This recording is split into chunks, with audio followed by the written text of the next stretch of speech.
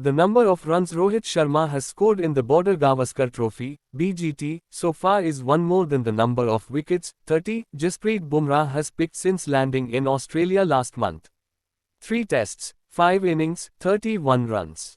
That's all Rohit has managed in the ongoing series, and barely has he managed to take his runs tally ahead of Bumrah's 30 wickets. While the statistic is good for the laughs and social media memes, on a serious note it is a sorry reflection of Rohit the batter.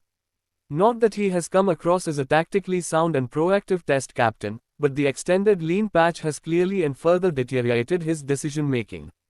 Rain saved India in Brisbane, but proper 5 days of test cricket at the MCG has served another stern reminder of why the Indian captain's time is up in the whites. While there are murmurs of conversations with BCCI top brass and selectors over retirement, it's understood that Rohit has already made up his mind. When and where the announcement happens is anybody's guess, but it's highly unlikely that the Indian captain will continue after the BGT.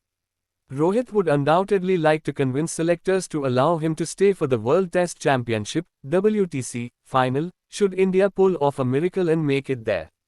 However, if they don't, Sydney is destined to be Rohit's last dance. That bit is absolutely clear, and selectors are already in the know of what's approaching.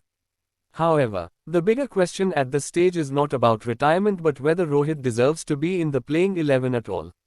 The runs aren't coming. Even after a decent series vs England at home, the test average in 2024 has been in the mid-20s, and he has only scored 2 centuries and 2 half-centuries in the 14 tests he has played.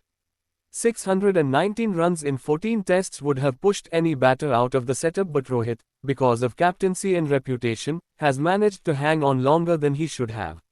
Apart from the lack of runs, the experiments in Melbourne, Rohit at top, KL Rahul at number 3 and Shubman Gill on the bench, did more harm than good, and it's just delaying the transition and opportunities to the next generation of superstars. If you play Rohit in Sydney, the same batting order is likely to continue, and it would mean Shubman Gill returns home after playing just 3 innings, 2 of which had fluent starts. And KL Rahul continues to do something which he hasn't done often in his career, bat at number 3.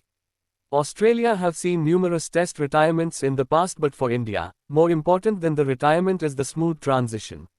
Many moons ago, MS Dhoni, a visionary leader, did just that when he retired midway through the series and handed over the reins to Virat Kohli.